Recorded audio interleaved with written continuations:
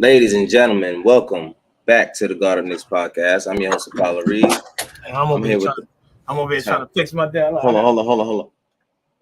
Apollo Reed. I'm here with Andre Jalez in the background, backstage, obviously. And we're here after a very what's the word we can use? What word would you use for this game? I think I'm ready. Look, I got stuff. Oh, well, he's not ready yet. Not ready yet. This is terrible. Anyway, emotion-driven game. Very emotion-driven game. We end up going to overtime and pulling this victory out. 128-120. You ready? Yeah. Okay. I got a mess everywhere. Oh man, got the muscle shirt on. What's going on, Dre, with the muscle shirt? It's been a minute. I don't know. I usually wear this under everything, and I ain't put my shirt back on top. So I don't go outside like this. This go underneath. It keep me warm. Heard you. Okay. Heard you. Oh, you got this. I gotta do the hoodie. The hoodie? Nah, you good. It's good. This Hold might on. come off. This might come off in a little while. So the heat's on.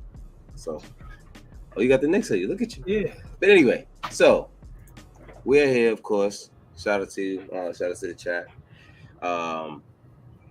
Because the Knicks beat the Bulls 128-120. What's this? 5 in a row? 5 in a row. Finally, man. It's a rare feeling. It's something that we just a few weeks ago we would never imagine. Look at him. He's hyped. Man. We winning now. Something We a here. few years ago. Now you're here. Oh, Now man. we here. Don't get me started on that. But yeah, man. Talk to me.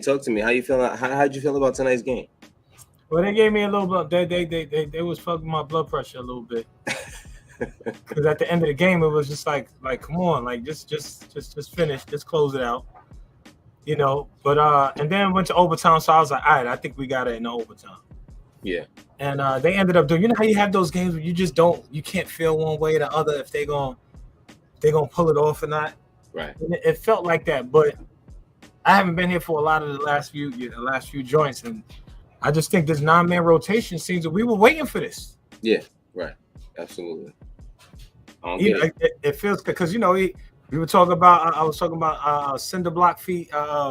Fournier with Evan. yeah, and it was just like, what are they doing? And it was just like it seemed like he came and was like, all right, that's it. Yeah. Got rid of your boy Derrick Rose, which I didn't see coming. Don't say your boy Derrick Rose like you don't got pairs. That's my boy, but his boy, his boy Derrick Rose. His boy Derrick Rose, really. Not your boy. I know that ain't like your boy like that. I know you more the RJ. That if I say your boy, I'm really talking about RJ Barrett. I mean, not this year. Last year maybe. This year is a little different. All of us, you off the RJ Barrett bus now. I mean, I love him, but he's frustrating as hell to watch. So either way, though, I mean, I don't think anybody thought this rotation would be as effective as they are. Right. But they playing defense. They're playing defense, and that was the big thing that we were saying. If you're here to coach defense, why you're not defending? What was you doing all the time? You was experimenting like I don't understand. I don't. See, this is my thing. I think he was. Well, it looks as though if this is his rotation, these are the people he's comfortable playing.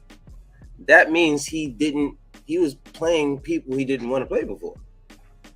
Let me tell you something. They're simply letting him play who he wants to play. What I told you about what they did in the offseason. It seemed like they made trades. They was like, I don't give a fuck. He got to coach whoever we bring in here. Right. And I think he turned around. I think they called him in the office. Was like, yo, you got to do something. Mm-hmm. You got this. You got young kids because we've been talking about playing the young kids. I know Cam Reddish looked good for a little while. He wasn't looking good at first. I mean, I'm still upset about that. They could have handled that a lot better, but Yeah, but now you can't argue 5 games. You can't. Nobody can really say nothing. Yeah, you can't really say anything. I mean, who would you swap him out for? You can't swap him. Who out of the 9 guys who are playing, and remember, Obi hasn't played. Obi's not there. So out of the 9 guys who have been playing, who would you swap out for? You can't. Only person you could really swap him for is Quickly. Nah. And that's not even a good idea. It's not happening. You can't swap him out. I can't think of one person. I mean, that's if you what want I'm to make saying. a 10-man rotation, and maybe he fits, but in the 9-man rotation, he does not fit. First of all, in this 9-man rotation. First of all, let's get to the bottom of this. I keep saying this, and I don't think we saw this coming. We knew Jalen Brunson was going to be good, but this dude is the nucleus of this team, bro. Who? Jalen Brunson? Jalen Brunson. Absolutely. That dude is incredible. They beating him up. They knocking him down. He taking charges. He went down with an injury. I thought he was going to be out a couple weeks. Nah, I seriously thought he was going to be out, and it was like I didn't think he was going to play tonight. That's what I'm saying. He had a boot on yesterday. Yeah, in that picture. You seen that picture? Yeah, in that picture he had a boot on, and it was like, all right, take this off. I'm playing this game. He probably put it back on after the game. He probably put it right back on, like, all right, y'all. This dude is made a steal. I love this kid because what was I saying before? I remember when we had bum ass Elfrid Payton. I was like, yo, we need a guard that could just all he got to do is score 10 points a game. Right.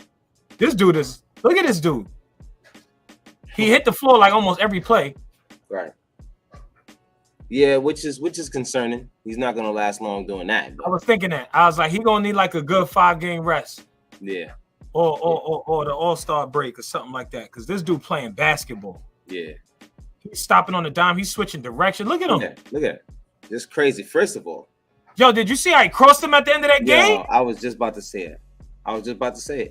Yo, Caruso was over there. Yo, Tune, I was talking to Tune earlier after the game. He said Caruso hit the E-break. Yeah, I started crying laughing. He said Caruso hit the what? The E-break? The E-break, yeah.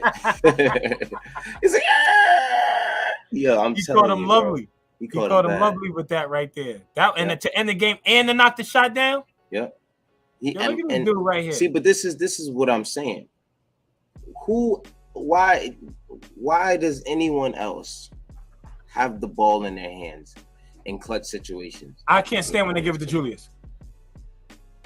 Julius is playing good, but come on. Bro, it's very frustrating to watch sometimes when he really goes through this whole, like, I'm the guy, I'm that person, you give me the ball thing. It's bro, like, why is Brunson here? You notice tonight he had 6 turnovers, which is the most all season. And you notice tonight he had the ball in his hands a lot. Yeah, see, and that's the problem, because we almost won the game. They kept trying to switch to get Caruso on Julius. Right. He got a charge. He lost the ball. It's just like, right it is. Bing. Ooh. Yo, and that was a clean one. And he clapped his hand after that, like, God, you saw him? Yeah. That was a clean little cross. I'm telling you, that dude right there. I'm gonna tell you, it's 2 things why we winning these games. One is Jalen Brunson. Well, 3. 1, Jalen Brunson. 2, not for nothing, Julius is playing ball, and 3 is the defense. Well, I mean, all right, let's break that down. Look at that plus minus, bro. First of all, you know who's plus minus has the highest on the team? Of course, Quentin Grimes. That's why I was gonna go first. So break that down for me. Well, break that down. So ever since the coach has, do I sound good? Am I good? Do you hear me? I hear you. You hear me good. All right. So ever since the coach has been playing the lineup, of course, of Grimes, which is the lineup where I said during the summer that I wanted to see. Yeah, but he didn't do that only because of the injury in the beginning of the season. So that was right. Yeah, of course. Right. Right. So that probably would have happened, early in the season anyway. So this is probably what he wanted to see. This is the lineup that he wanted, that we all wanted to see. Honestly, the starting lineup at least. This is the starting lineup we wanted to see, and because of Grimes' injury history, and what he was going through, we weren't able to do so. So now that he's able to do that, you can see the difference in this team. Like, everyone plays, like, when you see Grimes and Miles McBride hustle, there's no way you can't hustle. You know what I'm saying? There's no way you're not going to be able to jump over that screen or do something extra, because it's like, yo, you see 2 people. First of all, when they out there together with Quickly, probably one of the best defensive lineups in the NBA, which is crazy if you really look at the numbers. But Quentin Grimes, and of course McBride playing 13 minutes a game, which is crazy. You would say that he's getting Obi's minutes, but even when Obi was here, he was getting more minutes than Obi. Ever since the coach started playing it, which is Miles. Oh, yeah, Deuce. So that's just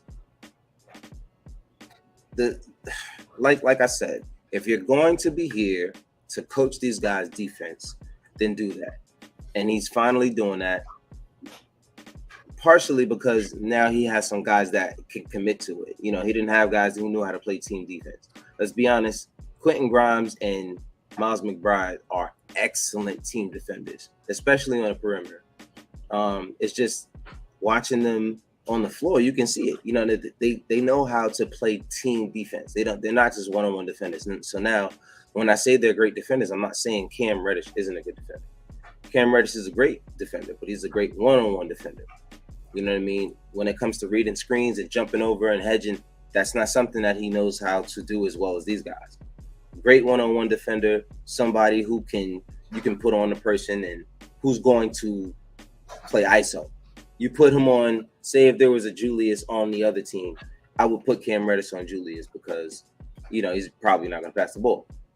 But when you're playing with someone who's going to run through some screens and that's kind of where you lose Cam. You know what I'm saying? Like it's Cam, he struggles with that a little bit because sometimes he overcommits, sometimes he doesn't know when to switch. But guys like Grimes and McBride, I love watching those guys play defense, man. And then not only that, he can knock down the three. He had a big three tonight. Quentin Grimes, he was 5 for 8 from the field. First of all, 62.5% from the field. 4 for 7 from 3. Of course, he went to the line for one free throw. It's only one, but he missed it. Hopefully, he can make that next time. But 14 points, 2 assists, 5 rebounds, and a steal on the block. So, what would you see from Grimes tonight that you like? He looked like he comfortable shooting the rock. I like that he plays the defense that needs to be played at that position, starting young. He can still run. Yeah. You know what I mean? He got energy. He just seems like reliable. Nothing super duper about the kid. Yeah. He just plays the game the way it needs to be played for this team. You know what I'm saying? You can look at the game and watch him and not really think anything crazy, but the dude is super effective at that position. Yeah. I want to correct myself. I was like, there's 3 things with this team. But the other thing reason why we win it, I meant to say, Mitchell Robinson is grabbing rebounds. Like, he making it hard for anybody else to get rebounds out there. Right. Yeah. Mm-hmm. If the ball's towards him, he's likely to come down with the ball. So that's a big thing in those rebounds. I meant to say, I should have said that before. But he grabbed 10 tonight. And but he's in those spots, man, that give second chance. Like, that's how he won in overtime. He kept getting rebounds. Yeah. That's a big deal. But yeah, Q Grimes is reliable. He's one of those guys where I gotta watch a game. I just gotta watch him. Yeah. And see because you're not really thinking much of anything when you see Q Grimes out there. But it's exciting to see how we're beating team on the road tonight. Mm-hmm. Now we 15-2. That's the thing about Grimes that I always loved is that he makes movements with a purpose. He's not just out there like, oh, I don't have the ball right now. I'm gonna just get out the way, or let me just set a lazy screen. Like, everything he does is with a purpose. If he's going to be standing anywhere, he's standing there to create space because he can shoot from out there. You know what I'm saying? So that's right. The purpose of him doing that. And then sometimes when he doesn't have the ball, he's the first one to cut more than anybody else. So he's usually the first one to cut. If you watch it, there's plenty of times with Jalen Brunson or anyone who has the ball can drop it to Quentin Grimes because he's the only one that cuts sometimes. Nobody else really knows how to cut. It's kind of hard. Unless you're in the pick and roll with them, that's when they cut. But he's one of the best off-ball cutters I've seen this year on our team. But even when he gets the ball, he makes a quick, sharp movement.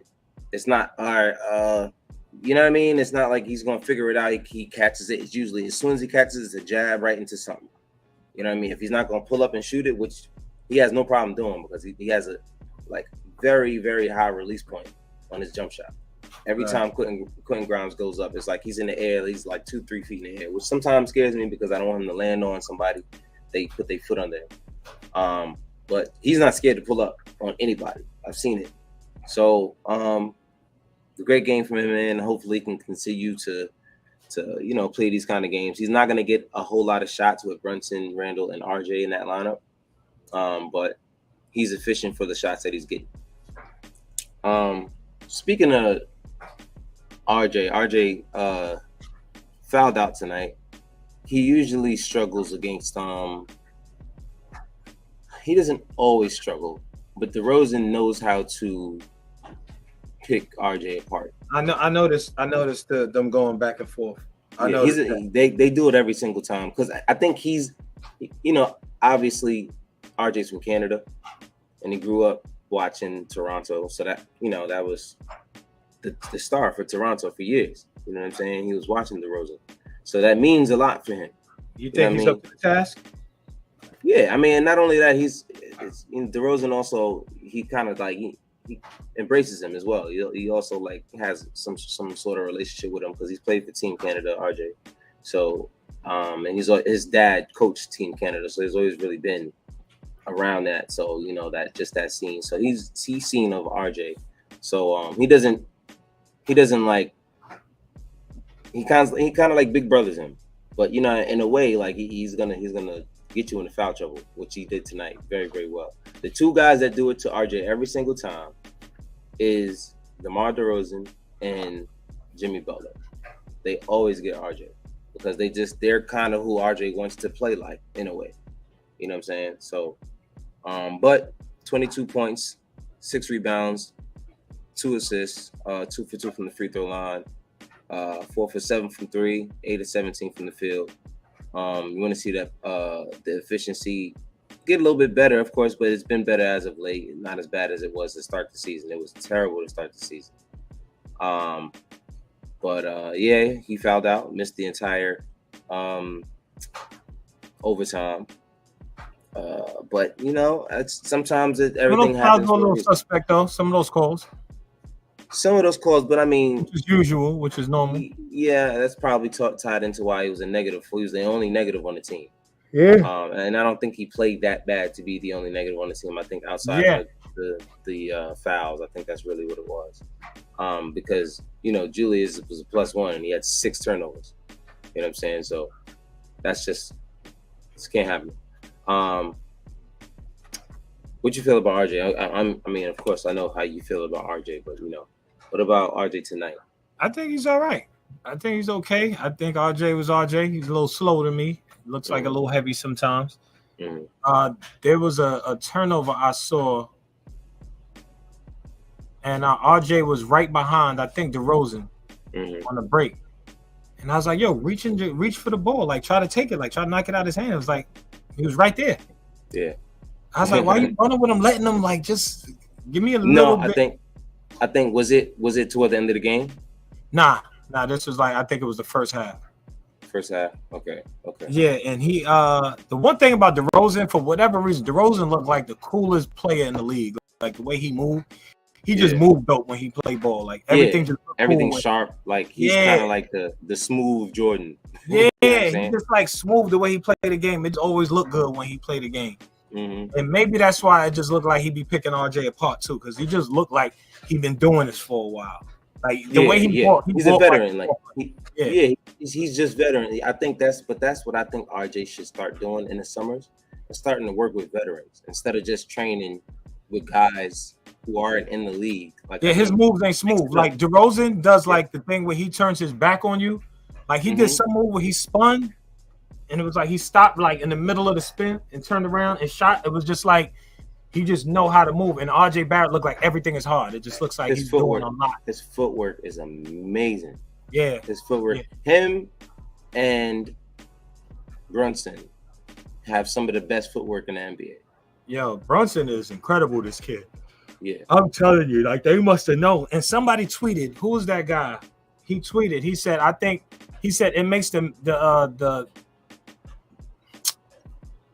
makes the Brunson trade look a little bit more interesting now that Dallas is going to get Kemba Walker." Yeah. He said it just makes that much more interesting, and it was just like, what is it with all these dudes that went to the Knicks and is going to Dallas again? That's going to Dallas. Yeah, it's kind of weird. It's kind of weird. Like the entire team. It's almost like they're like, if they play for the Knicks, watch, we're gonna show them how you really coach a player, how you develop a player, or put them in the right situation. Yeah, and the only thing they've been doing is giving the ball to Luka every game, all game. Yeah, so that's not really like developing anything. Kemba Walker, all he need to do is shake somebody a little bit and shoot. It ain't really much work to do out there. I mean, he ain't gonna be. All he gotta do is hit threes, bro. That's it. That's it. And he could do that. You know what I'm saying? Like, so, and that's kind of the thing about Jalen Brunson. He was like, "Yo, listen, I can do more than that. I can do more than space the floor." Like, you can do everything. Jalen Brunson, the dude had 30 points and 7 assists. He's the man. 3 of 6 from the 3-point line, 11 of 21 from the field, 5 of 5 from the free throw line, and clutch. A lot of those were in clutch moments. Only 2 turnovers. Clutch.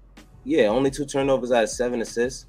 Like, come on, man. Like, that's why toward the end of the game, when Julius Randle, in the end of the fourth quarter, when Julius Randle had the ball at the last, it was 24.7 seconds on the clock. And he literally used every single second on the clock to shoot an air ball. Just to shoot an air ball. I can't say the words that I yelled out loud in my home. Get rid of the ball. It was that was one of the phrases, but it's just so frustrating because, like I said, six turnovers from Julius Randle tonight. Otherwise, great game. Like if he didn't end it with those last 2, we'd have won it in regulation. Yeah, like we would have won it in regulation, and it would have been a great game for Julius. But sometimes it's like he just can't break out of that. He can't let the habit go sometimes. And it's like he has to prove a point. Like, he's been playing great as of late. And that's the thing about Julius. When he starts playing great, he wants the ball every play. All the time now. So let me ask you this, because when RJ Barrett was out of the game, I was like, all right, now they're going to win. Mm-hmm. Because RJ Barrett was out of the game. They were winning when he was in the game. Huh? Actually, the lead kind of went back and forth. They were already losing that lead. It was kind of back and forth. It was like they were up 1, then Knicks were up 2. And, it was like they were hitting threes. So before, we had these clutch games where the coach would bench him at the end of the game. So when I saw that he was out, other than his tight rotation, I was like, we probably going to win this game now that RJ Barrett is out. What do you think he would have done while he was there that would have caused it just seems like the way he was, it looked like he was getting the business from DeRozan, which is why he fouled out anyway, because they were going at it. It was almost even after DeRozan was even after RJ got fouled out, DeRozan kept going off, so it wouldn't have mattered if RJ was still in there. Yeah, but I just feel like he was going super hard at him. It was just like it was motivation for him. I was like, I'm gonna finish this dude. So it just, and to see that RJ Barrett had the only one with a negative plus minus. It's like, what if? You know what I mean? I'm sure he got that that negative because of his fouls, whatever the case may be, because he was shooting pretty good. But it just seems something about the lineup where that I was like, all right, now we might pull it off, whatever the case. Because I think the hard part of going with a 9-man lineup and getting rid of your boy DeRozan. Right. Not DeRozan, get rid of D-Rose. D-Rose. It's kind of hard for the coach to be like, I know this ain't working. Right. These are the guys, like, this is what I need. I need my team to play defense. Mm-hmm. So I got to hand it to the coach for that, because that was one of the things we were complaining about. I'm glad he didn't wait super long in the season to do this. Mm-hmm. Right. They already been talking about how good Quickly is on the defensive end and how he helps and how good the bench does when Quickly's on the floor and playing defense. So now you combine that with Deuce McBride and Q Grimes. In the beginning of the season with Q Grimes out, he was starting with Evan Fournier. Right. And that was really, and this is why, like, last year it drove me nuts when they benched Kemba Walker, because I felt like the liability was Evan Fournier the whole time. I was saying it the whole time. Like, it should have been Evan. And yeah, when they did that, I was like, they benching Evan too. Like they completely didn't even have Kemba coming to games. They was like, yo, he's done. We shutting him down for the season. Like, come on, I was like, you doing that to Kemba, but not Evan. And they had D-Rose, so now you look at it, Evan Fournier and D Rose. This is moves they should have done last year. This should have been done, yeah. And this is what I'm saying. And you had Grimes in you had the same two guys that was on. You had the same two guys that you're using now. Now, if you would have changed that same lineup last year and get Kemba Walker, and you still have Kemba Walker, and you sit Evan Fournier, what would you look like last year? Now, I'm glad that it happened because I'm happy with Brunson. You know what I'm saying? Happy with Brunson. Love Brunson. But just looking at that slight change to the roster, and I said that, I've been saying that since last year. Like, even if you don't get him off the team, just get him out of the lineup. Find a way to get him out of the starting lineup. Like, it just doesn't make sense to have him next to a non-defensive point guard. It just doesn't make sense. Big shout to Jose. He like the main one in the chat. Yes, sir. Yes, sir. Jose in there is what did he say? He said IQ Johnny on the spot. He always on the right spot for a steal. Yeah. First of all, he's been great. He's been great recently. I mean, especially on defense, like the numbers, he's not scoring a lot. That's what everybody's looking for quickly. But he does way more than that. You know what I'm saying? Of course, tonight he only had 9 points, but 4 for 10 from the field, 4 assists, 3 rebounds, 4 steals. You know what I'm saying? It's not just threes. Everybody wants to see him hitting threes in order for him to have a good game. It's like, nah, he does a lot of stuff on the floor. Quickly is a really, really good defender. And to be at his height, to have the arm length that he does, it just makes it really, really difficult for teams to, get past him, especially when he plays the passing lane very, very well. You know what I'm saying? That's something that he does very, very well. I don't know, but that's just my point of view on Quickly. And said free D Rose. Like, no, thank you. Like, I love D Rose. D Rose has always been a favorite of mine. But if we win in like this, here's my thing also, Cap. They talk about they're gonna trade.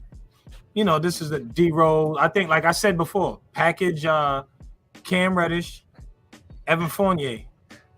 You know what I'm saying? So they trying to package them, but I'm like, so are they gonna package it for somebody that's gonna crack the rotation and take? Because I feel like Q Grimes, or no, Deuce McBride would be the one that would be out if we actually brought somebody as a veteran, but somebody who could defend. Right. You know what I mean? It seems like and I'm not saying the Knicks is going to win a championship with this lineup, but at least they got themselves back above 500 the last game. Now 2 games above 500 with this lineup. What are we right now? We're 14 and 11. Let me look. That's what. Because we were like. It's kind of wild to look at like how the lineup is, how we moved up to 6th. Brunson powers Knicks and OT for 5th straight win. That's what popped up when I opened the NBA app. You see standings. Sometimes we're 15 and 13. We're above Indiana, Miami, Atlanta, Toronto, Chicago. Wow. I mean, the games ain't finished tonight. Right. Oh yeah, the games aren't. Yeah, and I mean. But still, that's wow, man. We're basically 2 games behind Brooklyn and almost tied up the Sixers. With the 76ers. Half game. Nah, I know that they're hurt. Now, there was actually a in the rumor mill that I heard earlier. Someone had brought up to me like something that supposedly was spoken about. I don't think it's going to happen. But supposedly it was Embiid for Mitch, Cam, Evan, Obi, and multiple firsts. Would you do that? I hate to lose Obi, but if we get a big powerhouse, but it changes the whole team though. And you know what? I don't care. If we keep Brunson, it would be scary because that's a complete new adjustment. Because our center right now I love Mitch, and one of the things I love about Mitch is that he doesn't need the ball in his hands. I don't know. I guess, do you want to win with your center? No, Embiid is always down. This was my thing. I've always said this team cannot be very successful. I'm gonna say very successful. They can be pretty good, but very successful, like championship contending. If you're getting beat, then now we need another star. No, but this, hold on, hear me out. I've always said that RJ, Mitch, and Julius, who primarily get all their buckets in the paint, can't go that far because you have to at some point space the floor. Julius sometimes can hit the three. RJ can sometimes shoot the three. Brunson can shoot the three, but he's also not a great three-point shooter. I don't even think he shoots it at average. I don't think any of our guys shoots three at an average clip. So all of our guys primarily get their buckets in the paint, in the mid-range area. It's easy for defenses to pick that apart sometimes. What Embiid does is he takes the 5 from being in the paint, being able to bring that help defense. You know how many times tonight Julius Randle got a triple team? That's not happening if you have Embiid at the 3-point line, who can knock down that 3-point shot. Or not only can he knock down the 3-point shot, he can take you off the dribble as the big man. Here's the thing, though. If that trade, theoretically, because Jose has already said he's not with that at all. Mm-hmm. And I don't know, for the future maybe. I don't know if it, we're not winning with I don't know. I don't want to say we're not, but when you look at what you need in the East to win, somebody's got to go against the Greek Freak. You need somebody down there who could compete with that kid, right? So if you look at it based on Tom Thibodeau's team, those kind of centers is his thing. If you look at Karl Anthony Towns, Karl was just too soft and didn't play defense. So I don't think right. So I don't know. Yeah. I'm not sure. Is Embiid good on D? He's pretty decent. First of all, he's a pretty good rim protector. He's not a slouch. He's not gonna just let you walk by him. He's better than Mitch, but he needs touches, and I don't mind him needing touches. But Julius Randle just got less touches because Jalen Brunson's going to be on the rock. See, but this is why I'm doing it, because we have seen countless times the only way for us to get a star is through trade. Unfortunately, due to that fact, we will have to give up more than other teams because we don't have much value. We don't have much value. Most of our value is in our picks. And unfortunately, in a trade like this, picks don't match up the salary with a superstar. They just don't. So you have to fill that with these guys that you have in your bench. So yeah, it might be a trade that, it's a lot of people or a lot of pieces going into that. But for a team that no one's coming to in the free agency, or, Jalen Brunson is the first guy that's come here in free agency, and he wasn't a star before he came here. If he was, he probably wouldn't have, if we're just being honest. I think because it's New York and he grew up so close, I think he probably would have ended up coming anyway. At some point, but I think if Jalen Brunson was this guy already, he would have been recruited by all. He's been this guy. No, I'm talking about as the lead guard for a team. No, he was the lead guard for a team last year. He would have been recruited. No, he wouldn't have left because they even asked him the question like, "Would you have?" But they asked him the question like, "Was it a tough?" He's like, "It was tough." So it was tough, and he wasn't the starter. Right, and that's what I mean. If he was even a starter there, they wouldn't let him leave. Right, and if he still actually wanted to leave. If he was playing at this level last year, 30-point games here and there and doing all kinds of crazy I guarantee he would have been recruited by another good team who needed a point guard and might just want to make a championship push. I see it. I guarantee you that would have happened. And we probably wouldn't have. I'm sure he still would have wanted to consider New York, but I don't think he would be able to turn down being able to win a championship if that opportunity was there. But check it out. All right. So for the sake of the argument, right? So what's our lineup? Brunson, Q Grimes, RJ Barrett, Julius Randle, and Joel Embiid.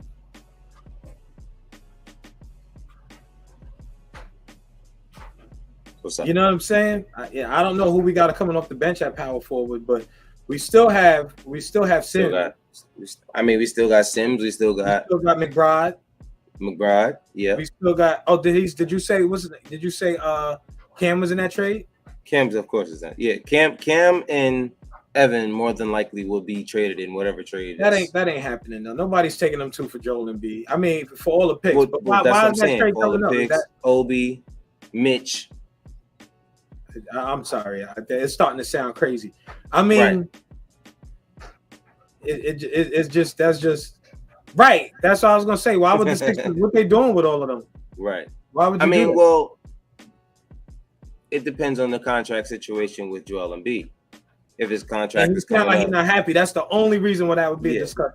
Yeah, I mean, if you got a star who's been there he's entire. James Harden. Yeah, I'd be tired of his ass too. He tired of them soft dudes. But what's James Harden doing this season? I don't even know, bro. I don't. He's not. He's just a player now. He is like demoted. Yeah, he hit the ceiling, right? He's just demoted. He's hit the ceiling. His ceiling has fell. I think, to be honest with you, that's what I mean. The ceiling came back down. So I mean, I don't know. I think the Sixers would probably do it depending on the contract situation. Let me check that. Let me just check it out real quick. Because to me, if I'm looking at the way Mitch is playing right now, and I'm looking at the potential of Obi Toppin, cool, okay. I can do something going forward with these pieces. Not only that, I can get multiple first-round draft picks. And then you throw in Cam Reddish and Evan, but they probably buy Evan Fournier right out if they did. Yeah, Evan Fournier probably get bought out. Cam Reddish, they would have to re-sign him because he's actually no. They would probably try to move. They can't move him again for after they trade for him. They would have to try something with him because, like I said, his contract is coming up, and that's why he will be traded more than likely from us. Is because his contract is he needs to be extended, or come next year he'll be a free agent. So this offseason he'll be a free agent. So what they're trying to do is get something for him. Same thing that the Sixers would be doing if that's the contract situation with Joel Embiid. So you know what I mean. I see how they would make that move. I can see why. Would it be the wisest move? I'm not gonna say it's the smartest move. I don't see why. I don't see 76ers making that. Yeah, I don't see the Sixers doing that, especially the year after trading for James Harden. I don't really see it.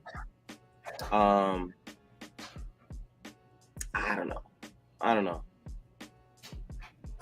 I can't call it.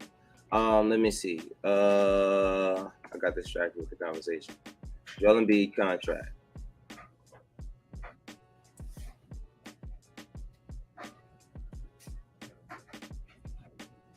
$196 million. Okay. It says he is under contract until you're looking at next season? 22-23. Who? Embiid? Joel Embiid. This is the last year of his contract. That's the only thing. That's what it is. They're trying to get something for him. He's an unrestricted free agent in 2023. That is the and they didn't re-sign him yet? That's the reason why. That's why they do it. Embiid is 28. Julius Randle is 28. Hold up, but they're not saying Julius Randle is going. No, he was saying that Embiid is 28. I was saying they're both 28. I mean, wow. I do it. I'm doing it. I'm sorry. You know why? You know why I'm doing it? Why? You know why I'm doing it, bro? I feel like it just hit you like that. I'm doing it. You know why? You know why I'm doing it? Star calls. Everybody's coming. No. The whistle. We getting that whistle. He gets the whistle? He gets the whistle. That dude knows how to get the whistle. Yes, this is a huge factor for Joel Embiid. He gets hurt a lot. I mean, you can't avoid that. You know what I mean? Mitch gets hurt a lot too. Mitch gets hurt pretty often too. Can you do this real quick? Can you compare them for rebounds? Let me see some. Rebounds? Like who gets more rebounds? Like putbacks? I think I mean Mitch. I know Embiid cannot get a free throw, right? You can shoot threes.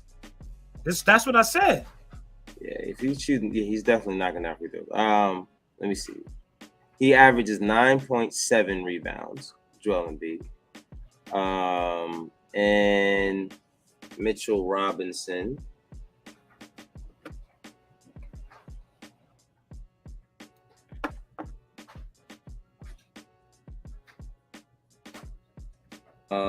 Mitchell Robinson. Let's see what Mitchell Robinson. He's averaging 8.3 rebounds a game. Wow, and he's our best rebounder. So, okay, let's just do this real quick. Joel Embiid averages. I can't believe I'm going to say this number out loud. 26 more points than Mitchell Robinson. This is what I'm saying. He averages 1.6 more rebounds than Mitchell Robinson. And he averages 4 more assists than Mitchell Robinson. The only thing that's a playoff team. Bro, this is what I'm saying. Joel Embiid is averaging right now 33 points, 9.7 rebounds, and 4.7 assists. First of all, do you know why I'm making this trade? He has been an MVP. You just said something else. What is it now? What happened? Bro, second of all, my bad. Second of all, he has been an MVP caliber player for the last 2 to 3, 4 years. Yeah, every year. MVP, not a star. But this not a James Harden MVP. Check this out, Kat. So it's exciting and scary at the same time because now we're so happy that Jalen Brunson is playing so well. That this guy coming in because now Julius is number 3,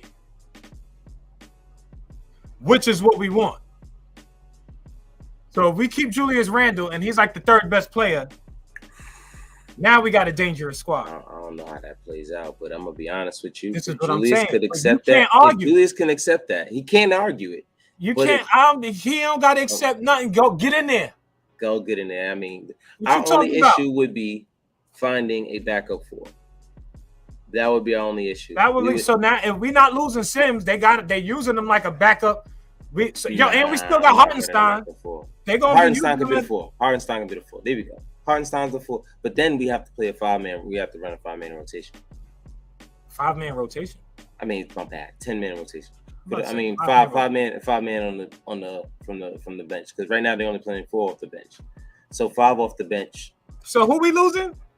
Fournier, Reddish, who already are playing, and Obi, Mitch, and Mitch.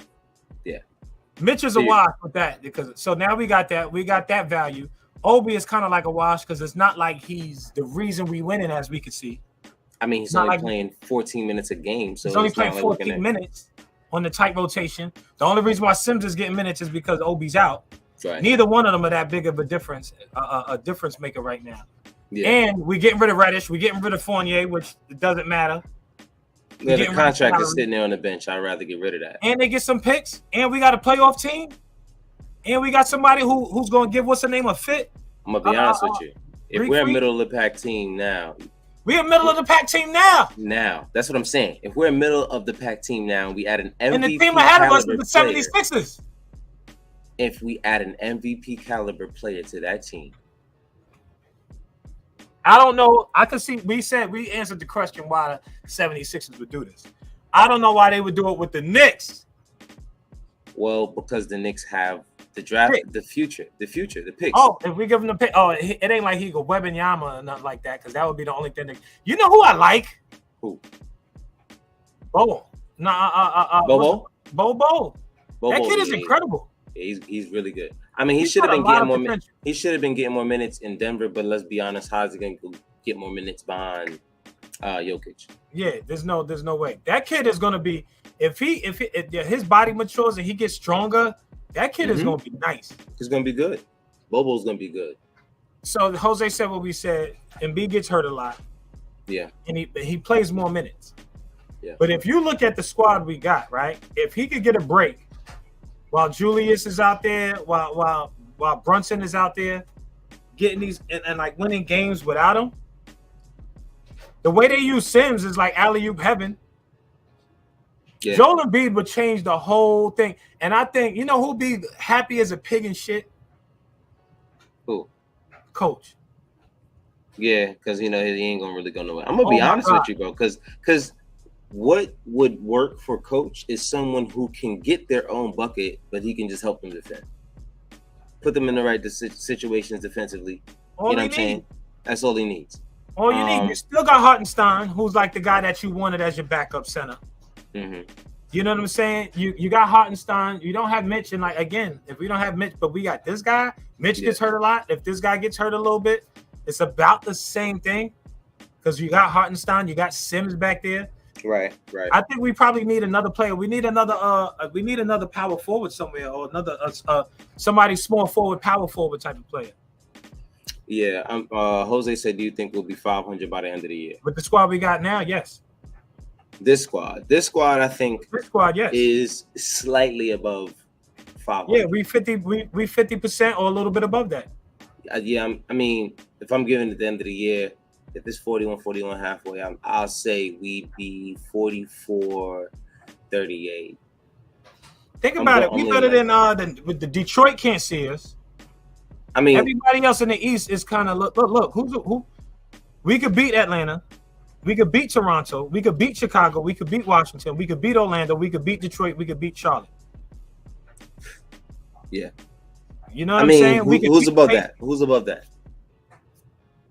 Who's above what? Who are the teams above the teams you've named? The teams above. So we're 6. From 7 down is the Pacers, Miami, Atlanta, Toronto, Chicago, Washington, Orlando, Detroit, Charlotte. So we could beat all of those teams. What about above us, I'm saying? Who are the teams above? The 5 is the 76ers, the Nets, Cleveland, Milwaukee, and Boston. We beat the 76ers, Nets, we beat Cleveland, Milwaukee, Boston. We beat Cleveland. 76ers, I think we can get past. We just need to get in the 6th seed. If we can get in the 6th seed and escape the play-in, I think we'll be fine. Right now, if the playoffs start, we playing in Cleveland, and it could go either way. I don't care what you say. It could go. Yeah, I mean, we're 1-1 versus them this year against Cleveland. Yeah, I mean, against us, not with this 9-man rotation. Yeah. Milwaukee is smoke us, but would they smoke us? I don't know. I ain't gonna lie, man. I feel like they'd win the series, but it wouldn't be no sweep and no shit like that. Yeah. I ain't gonna lie. This one of those games. I think the last game we played Milwaukee, Mitchell Robinson, he was taking it to both Lopez and I think he had 20 rebounds that game. Let me tell you something. The Knicks are not as bad as everybody making it seem with Charles Barkley talking all that shit about how if you want to get a W, you just come to New York. Yeah, he can keep that up. He can keep that up. First of all, it's different when you got a point guard on any team. But now you got a point guard in New York. It's different. Yo, Cap, I was talking about that years ago. I was like, we don't even need an incredible point guard, and we got an incredible point guard. Yeah. Dude scoring 30 points a game. What's Brunson average? Let's do that. Let's Brunson stats. Jalen Brunson. He got to be averaging 26 points a game. Nah, not that high. He got a few team games, so he's not gonna be that high. But he's averaging 20.4 points per game. 20.4, bro. Your point guard on the Knicks. 6.3 assists, 3.3. That's incredible. 6.3 assists. 20 points and 6.3 assists. Come on, man. Come on. I mean, on the 9-man rotation. Yo, the dude, he got down there 40 minutes this game. How many minutes is he averaging? They're gonna have to rest this kid because they beating the shit out of him. Who? Jalen Brunson, how many minutes? What's his average? His average minutes per game gotta be 35 to 40 minutes. Regular season, is that this year? Yes, 31.7.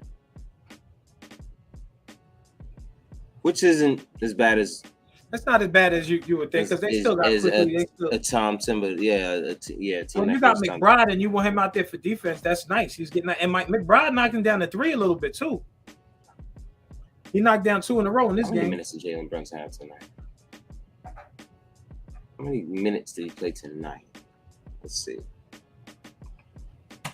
Tonight, Jalen Brunson played. Actually, there we go. Kawhi back, and he looking like played 39 minutes and 23 seconds. Well, I mean, it's an overtime game, so it's probably what the extra. I think he played the entire overtime. Yeah, it would have been like 38 minutes or something like that. No, it would have been 34. If he, because the overtime's 5 minutes, and I believe he played the entire 5. So 34 minutes he would have been at the end of tonight, which is pretty decent. I mean, I'd have been less than RJ. I'm sorry, because all this shit with 76ers. Who's the point guard for the 70? Who's the starting point guard for the 76ers? Let me see. I think it's remember they had Tyrese Maxey, but he's hurt. They actually have a good team, but a lot of those guys were hurt. Yeah, but I'm just trying to say, if we get Tobias Harris back with that trade, we straight. We straight. We get him back with that. I'm just saying. I mean, I'd like Tobias. Don't get me wrong. I like Tobias, but he'd have to come off the bench, which is something that I don't think he would want to do. Especially you said Maxey's the starting point guard? Yeah. At this, I think so. Hold on, let me see. Hold on. What's their roster? There we go. It just tells me the roster. They got Daniel House. Didn't we have House for a little while on the roster? Nah. We never had Daniel House on our roster for a little bit? I don't think so. I mean, I might be wrong. So we got Tyrese Maxey. They got Jaden Springer. I doubt he's like DeAnthony Melton. He's the backup? DeAnthony Melton, he's the backup. Yeah. Mm-hmm. So imagine him be with Brunson as a point guard. So you got Shake Milton, James Harden, of course, is playing the majority of the point guard minutes. You got 15 assists tonight. Jeez. No, that was yesterday. And they beat the Kings 123. Yeah, they got James Harden playing the point.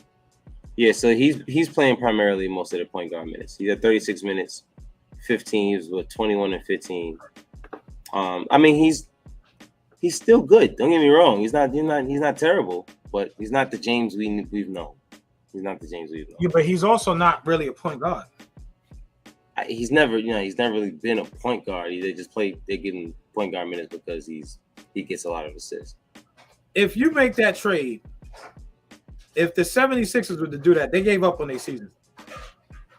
Yeah, and I don't think they would. Well, I mean, and they're not trying. They would have to do that though. They have no option but to trade him. They can't let him walk. They could wait to the deadline. What's the deadline? I mean, the deadline is February, whatever. I think it's like February. Let's see. I will wait till the last minute to see where we at with it. Yeah, I mean, but you also don't want to get stuck. You also don't want to get stuck. That's what I'm saying. You also don't. If he gets hurt, if you wait towards the deadline and he gets hurt in January, you're stuck with him. You're stuck. So and that's probably why you want to rush that move now. It's like you don't never know. Like, he's playing good right now. Like, let's get it going now. You know what I'm saying? Yo, you stuck. They'd be finished. But if they make the trade, they got somebody back. They got picks for next year, and so forth and so on. Mm-hmm. I don't understand why these dudes wear this jewelry to these games. Where you going with this jewelry? 2023 trade deadline, February 9th.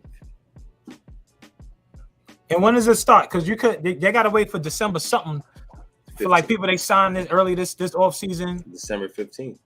Yeah, what's that, tomorrow? Yes, sir. Yep. So things may be aligning in the future. Hit him with the there was another trade that I thought sounded pretty cool. I forgot. The old Shaolin drink with the beard. Oh yeah. I don't know, but it's exciting. But I think with the squad we have, I think we a solid team. We about 500, and in the East that gets us to about the 6-7 seed. Because nobody in the East is really looking that incredible. No one's miles ahead above anyone else. Right. I think that what's his name? I feel like with Brooklyn started off bad. Brooklyn started off horrible. I think we were better than Brooklyn for a little while. Then they went on a little winning streak. So they won 4 in a row. We won 5. But they started winning before us. They were winning a few. But they're 2 games ahead of us pretty much. Game and a half. Who's that again? Nets. Just saying. The teams that look... I feel like Boston could take... Boston smacking everybody around. That last game they had against the Lakers, they looked real whack for whatever reason. Because I was like, yo, come on, beat the Lakers. Like, stop playing. And NBA star Joel Embiid believes fans want. Yo, the Lakers are 11-16, and I love it. They were talking about Fournier and Cam Reddish going to LA. And I was like, for who? Oh, they were talking about Kendrick Nunn and somebody. I'm like, why? Oh, and your boy. What's his name? I keep saying your boy. And I take him, though. Who? What's the kid that's always getting in trouble with the fouls and all of that? That talk about I want to go to Lakers because I want to win. I'm gonna tell LeBron to Patrick Beverly. Yeah, I take Patrick Beverly because if the coach want defenders, you got a nice defender coming off the bench helping out. He has the potential for big games to step it up, and like he's the kind of guy that will get in other teams. He get under their skin. Yeah, I mean, he'd have to play minutes, and like who's he? He'd have to take. McBride, but he can't shoot. McBride could at least. McBride's shot is coming around. He hasn't been shooting well, but tonight he was like 2 for 2 from 3. It was the only shots he made. Actually, it was 2 threes. He was 2 for 2 from 3. He was still +7, because of the defense that he just brings to the floor. Like whenever he's there, getting in passing lanes and all that, making the right traps at the right time. That's great. But yeah. Do we have anything else to cover? Anybody else? We talked about Hartenstein a little bit. 8 rebounds for Hartenstein. I like Hartenstein, but I feel like he's not in the right role. You feel like he's not the right what? In the right role. What? I feel like he can do more. I feel like he can do more, honestly. I wish he would shoot. You wish what? I wish he would shoot. He's got to have. He does. He took one tonight, but he took 2 tonight. I think he splashed one of them. Yeah. Yeah, he splashed one of them. One was one. What was? Hartenstein was 1. Oh, he was 1 for 1 from 3. Nice. So that was one of his 2 shots that he made. That was one of the things they would say that he could shoot. It was like you got a backup center that could shoot, but you don't really see him shooting like that. Yeah, because he has a bunch of them, but he's standing there like this when it's open. Nobody's defending him. I feel like that could be like one of those things that's like, take that. Look who his coach is. He's an old school coach. He's not gonna have him out like, yo, if I catch you shooting, no, see, get in there and grab the rebound. That's but you can't be mad at somebody for wanting your center to go in there and grab rebounds. So I get it. Yeah, well, you can in 2022, 2023, when most centers are shooting threes now. So it's a little different. And I guess that's kind of the issue that we've been having with him is he's kind of dated as a coach. Shout out to Big Task. He said, "What's good, fellas? I just finished talking crazy in Chicago live streams." Man, oh man, do not get banned, bro. Please don't get banned nowhere. But it's a good feeling. I know we played them again on Friday. That was a back-to-back. Yeah, we playing them again, right? Yeah, we played them again on Friday. I think at their house again. Did we play them at home twice? There's no way. I think they're coming right to New York with us. They probably on the same plane, Nah, they better not be on the same plane. Somebody get jabbed up in there, boy. Like, yo, back up, man. This is my seat. Let's see. They play. Oh, nah, they play at MSG on Friday. Yeah, there's no way. Yo, come on, man. Why you have to call me out in front of everybody like that? You know what I'm saying? Actually, no. You're wrong. On Friday, we play. Yeah, on Friday, we play at Chicago? Chicago again. No way. Yes way. Oh, at the United Center. That's crazy. Yep. So 2 back-to-back games at the United Center. Yo, we beat them twice in a row. Twice at home. That'd be beautiful. I would love to beat them twice at home, twice in a row. How they play twice at the game? How they do that? That's odd. I've never saw that before. I mean, maybe it happens, but maybe due to scheduling. Yo, wait a minute. It's December 16th. Yo, why is Christmas so close, bro? I ain't bought one gift.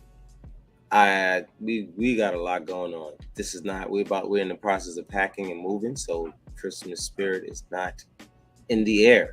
Oh year. Yeah, that'd be the biggest is yo, baby. I got you next year because we gotta move. We gotta put the down payment. All kinds of stuff. Love you. Kidding me? I mean, kids gonna be satisfied with little stuff. Yeah, you know what I mean, but yeah. So this is not the year for us to be all jolly. You know what I'm saying? Nah, it is what it is. You know. So Friday we play the Bulls. Sunday with another W. Yeah, Sunday we play the Pacers, which should be another W. 2 back-to-back dubs, and that's 17. Well, it makes it 17-13. 17-13, man. Wow, that's big. You know, and then the test is on Tuesday at the Garden, beating the Golden State Warriors, so that Chuck and Shaq don't have anything to say like they did earlier today. Talking about if you want to win, you go to Madison Square Garden. Yeah, you go to New York. And it's like, okay, cool. Now y'all got to defend home. Please tell me that y'all heard that. I hope y'all heard that. So we'll see on Tuesday. He said that they almost pulled the tape back on him because he was talking about the Lakers and how horrible they are. And then it was like they caught up and looked like they was gonna win it, but they still lost. And they was like, yo, they about to pull that tape on you again. They had it ready. Yeah. Because Charles be talking slick like that. What was that you was about to show us? Nah, I put that up there by accident, but that was the stats from tonight. You know what I'm saying? Yeah. Jalen Brunson with the get back for Deuce McBride. Yeah. Because I'm glad you pointed that out. What happened? Earlier in the game, Deuce McBride was playing defense on Alex Caruso. And he slid. It wasn't as bad, but it was a slip. He caught himself on the floor. So Jalen Brunson was like, I got you. Watch this. He's like, y'all got you, bro. He slid all the way and fell on the floor. That wasn't he got up fast, too. That's how you know it was bad. No, he's just a defender. That's him. He's scrappy. He's one of those nutty dudes. So he got up fast. There was no defender. It was over. He was gone. That's one of those joints where they do the meme where the homeboy fell through the floor or he slid off the screen and they had him fly into a whole other dimension. Yeah, have him flying doing like snow tubing or something. Yeah, that's I could definitely see him doing that. That's one of those. I hope they do that. And I said when Deuce McBride got caught, I said you only get caught when you only get crossed when you play defense. Right. A lot of people don't get crossed like that because they don't really be playing defense. They don't be playing defense. You know what I'm saying? Let's be real. I say it all the time. If you really not getting crossed, you really not playing defense. Especially if you guarding somebody with handle like that. That's the risk. You know what I mean? Like, that's the risk that comes with it. You know what I mean? That's part of the game. But yeah, man, that last snatch back from Jalen Brunson was filthy. And the splash. And he made it. Was it a 3? That was a 3. It was a 3 in a corner. That was a 3 like this. Pow. Splash. My man hit him with it. It was so bad, bro. And that was the perfect way to end the game. But yeah, man. If y'all are here in the chat, please hit us with a like. Pay us with a like. That's all we need, man. We love y'all. Appreciate y'all for coming out. Jose, appreciate you being here from jump. You know what I'm saying? That's our guy. He's like our number one guy out here. He's always here no matter what. But yeah, man, until the next one, and till next time, as I usually say, pardon me, I'm a little tired. But shit, man, Dre, you got any last words?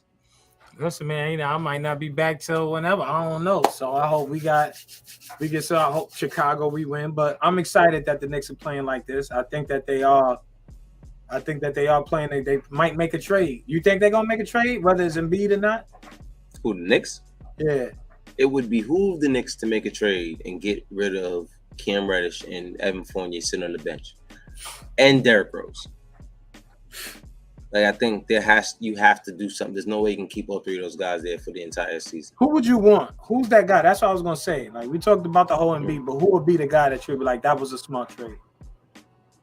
I mean, I could think of plenty trades, plenty of guys who I would love to be on this team. I think the only thing that would change our team, the positions that I feel like the only sure thing for our team right now is the point guard and the 2-guard tandem, and somewhat with RJ. So it's like a 2.5. We kind of know that Julius Randle might be traded, at some point. You know what I mean? I don't even want to say I know that now. You never know. Sometimes he might play out an entire contract here. But we've heard so many times that he's been in trade rumors, behind closed doors. So I think at some point a trade, if it does happen, it would have to be for either the center or power forward position or RJ's position, if you end up trading RJ in whatever trade that is. But I think that they figured out what they want to do with the point guard and 2-guard position, and kind of with RJ. That's why they re-signed him at the contract that they did. I think if they do make a trade, it would have to be a big. So there's not many other bigs out there that I would really make that trade for outside of Giannis and Joel Embiid. Of course, Jokic, but they're not trading him. I don't even know when Giannis's contract is up, but I would see that. Yeah, I would see him coming here before I would see Jokic coming here. But well, shit, hopefully I didn't speak anything into existence with Jokic coming over here. But I wouldn't be mad at that either. But either way, I think what we need on this team is more spacing and, more than anything, star power, someone who can get to the line. And like I said, that dude gets to the line whenever he wants to. And it's almost like you can't do anything about it. Like, he knows how to get to his body in certain positions, and he brings his arm up, and it's a foul every single time. How can you guard that? You can't guard the refs. You know what I'm saying? He's using the refs against you. You know what I'm saying? So, but it also slows the game down in certain facets. But we'll see. I don't know. To answer your question, I don't know what that trade is or who that guy is. I just want to see when things come up. We'll see what happens. And like I said, man, at this point, I don't see us getting a star without making a trade. So somebody said online, there's a lot of trades I'm not going to say no to. Speaking of trades, they were talking about how who's the other guy we didn't get in the off season?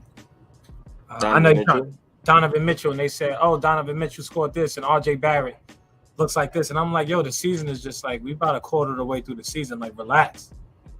And RJ Barrett is not supposed to be a tier 1 player.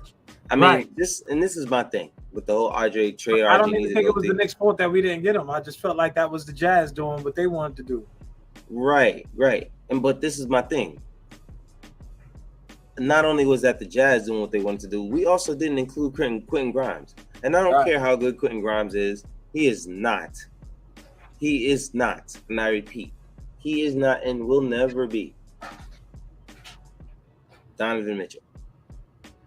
So the Knicks are just as at fault for not including Grimes in that trade, if that's what they wanted, as they are for not including RJ, which from what I remember, RJ's name was included in the trade and it wasn't Grimes. So why are we sitting here comparing RJ to Donovan Mitchell? That wasn't what held up the trade. You know what I'm saying? It's not like they said, you know what, we'd rather RJ than Donovan. I don't think they said that either. I just think that it just fell through because they were dealing with a shiesty-ass guy in Danny Ainge. He's been doing this his entire career. Like, look how long they dragged the entire trade out for. And then all of a sudden, Cleveland comes through in 3 days and makes a trade. Really? Come on. They gave up a lot. I mean, they could afford to give up a lot. Right. They could afford to. And I say they could afford to because they had guys that they were at least sure about in Evan Mobley, Darius Garland, Jared Allen. You had young guys who you were sure about, and if you add Donovan Mitchell to that mix, you might be able to make a push. And I think that's what they're betting on. We couldn't make that push. You know what I mean? If we traded for Donovan Mitchell, then we had Donovan Mitchell, Jalen Brunson. Who else would we have traded? We would have probably traded RJ, so it would have been Donovan, Jalen Brunson, Julius Randle, and maybe Mitch. I'm not sure exactly what else would have went with that. Now, is that what a championship team? No. So, what was the point of us making that trade? Could still be where we are if you look at it. Right. Yeah. Cleveland's a few games ahead of us. Yeah. Let's be honest. They're not way. They're not. All right. So, where's and if you give up Grimes in that deal too, you give up Grimes and RJ, you give up any of your wing presence at all. Cleveland won 2 more games than us. Like, if we won 2 more games straight up, we'd have the same record. Yeah. No, we'd be 7. Yeah, we'd be 17-11, just like them. So it's not like miles ahead. Yeah, and I'm not gonna lie, a lot of our games were straight hiccups. Yeah, there's just it would be. I think that we'd still be looking for another star to go with him. Right. Exactly. And we wouldn't have anything to give because we'd have gave up everybody to get this guy. So that would be it. So we'll see how it goes. Yeah, we'll see how it goes. If y'all here once again, hit that like, subscribe, tell a friend. That's all I got. I'm losing my voice out here. I'm getting tired. Yeah, man. Hopefully we can continue this streak and make it 6 straight on Friday. They make it 7 straight. 6 straight on Friday, 7 straight on Sunday, hopefully. And man, like it's a wonder to have a point guard in your team. It's a little different. But yeah, man, that's all we got, man. Until the next time, yeah, have a good one. Y'all stay blessed. Hopefully, I think we'll see you guys maybe before Christmas. I'm gonna say maybe. Go ahead and say maybe. I'm not gonna promise that. Actually, yeah, you guys should see us before Christmas. I'm looking at. Yeah, we'll see. Yeah, y'all stay dressed. I'm not sure about Dre. You might not see Dre before Christmas because Dre schedule's crazy. He's a busy man nowadays. So got the pleasure of you being here, bro. You know what I'm saying? Appreciate you coming out. You know what I'm saying? Spend time with your little brother. You know what I mean? No doubt. You know what I mean? Love you and all that. But yeah, man. Yeah, have a good one until next time, yo. Word. Peace.